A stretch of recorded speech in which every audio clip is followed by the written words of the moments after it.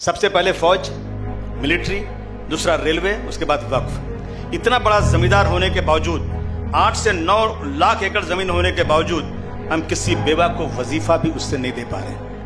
अब बेहतर मैनेजमेंट के नाम पर बीजेपी इसमें डाका डालने की कोशिश कर रही है। बेहतर मैनेजमेंट और मुसलमानों के लिए, और बीजेपी, ये तो कोई सोच ही नहीं सकता है। बीजेपी का दखल आना मतलब मुसलमानों के लिए कोई तकलीफ शुदा बात होनी है, ये पक्की बात है। रेलवे बिक गया, एयर इंडिया बिक गया, एयरपोर्ट बिक गया, सी पोर्ट बिक गया, क्या बचा है? सब बिकता जा रहा है। अब इनकी नीयत जो है ना, इनकी नीयत वक्फ बोर्ड पर आई है कि वक्फ बोर्ड की जमीनें बहुत ज्यादा है, कि वक्फ की प्रॉपर्टी मजहबी प्रॉपर्टी है, मजहबी प्रॉपर्टी है जो 200-300 सालों से एक बड़ा लैंड बैंक है।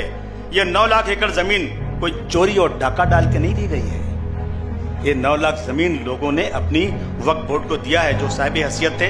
जमीन दरगाह, मस्जिद, यतीम खाना, मुसाफिर खाने के नाम पर दी गई हैं। इस बिल में यह खतरा सबसे बड़ा है कि वक्फ बोर्ड को रबर स्टैंप बनाना चाहती है सरकार। 36 कलेक्टर का पावर जिस बोर्ड का है, उसको एक कलेक्टर को दे दिया गया। अंबानी के घर की जमीन, जिसका सुप्रीम कोर्ट में केस चल रहा है, और मैं दावे से कहता हूं, यह जमीन वक्फ बोर्ड की है। जी, इस जमीन पर सर इब्राहिम भाई, करीम भाई खोजा यतीम खाना था। यतीम खाना 1930 में वक्फ बोर्ड की इंक्वायरी हुई, वक्फ की लिस्ट में शामिल है यह यतीम खाना, जो 1910 में बना था। मैंने तो कहा था उस दिन, ये बिल्डिंग गिर तो नहीं सकती, लेकिन वक्फ बोर्ड के लीजी बनाओ इसको, वक्फ बोर्ड से लीज पर जगह लें। वो अब एक ही हल है कि अंबानी वक्फ बोर्ड के पास आए और कहें कि भाई ये जमीन आपकी है, मुझे इसको लीज पर दे दो, उसका लीज का भाड़ा हो जाए, दूसरा कोई रास्ता नहीं है। लेकिन ये भी सरकार करना नहीं चाहती। वक्फ का कानून यह है कि जमीन हमेशा वक्फ की रहेगी। कल किसी मस्जिद, दरगाह को कलेक्टर, किसी का घर, मौलाना साहब ने कहा किसी घर कह देंगे ना, तो कलेक्टर साहब की बात ही मानी जाएगी। अहमदनगर में गया था, यकीन मानिए, एक मस्जिद है, पूरा मीनारा है उस पे।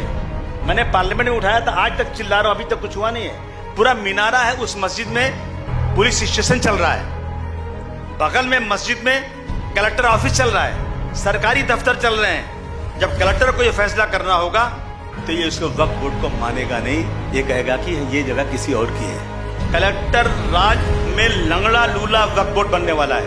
मगर मैं मुबारकबाद देना चाहता हूं कि घमंड टूट गया। 10 साल में पहला बिल वापस गया है, पहला बिल। 400 पार कहने वाले 240 पर आ गए।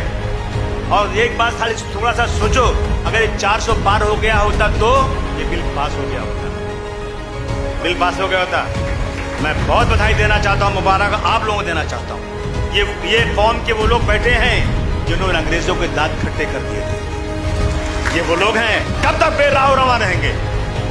कब तक मुसलमान तुम अपने फैसले खुद करते रहोगे? मजहब में 5 बार अजान की जाती है।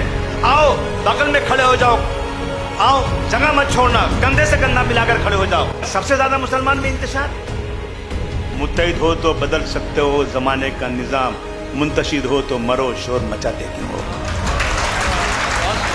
मौलाना अरशद बंदी साहब को मैसेज दीजिए, जमात इस्लामी, जमीयतुल उलमा, जितनी देश की जमातें जमा कीजिए, उनको किसी सियासी लीडर को मत लीजिएगा, ये अपने मकसद को पूरा करेंगे।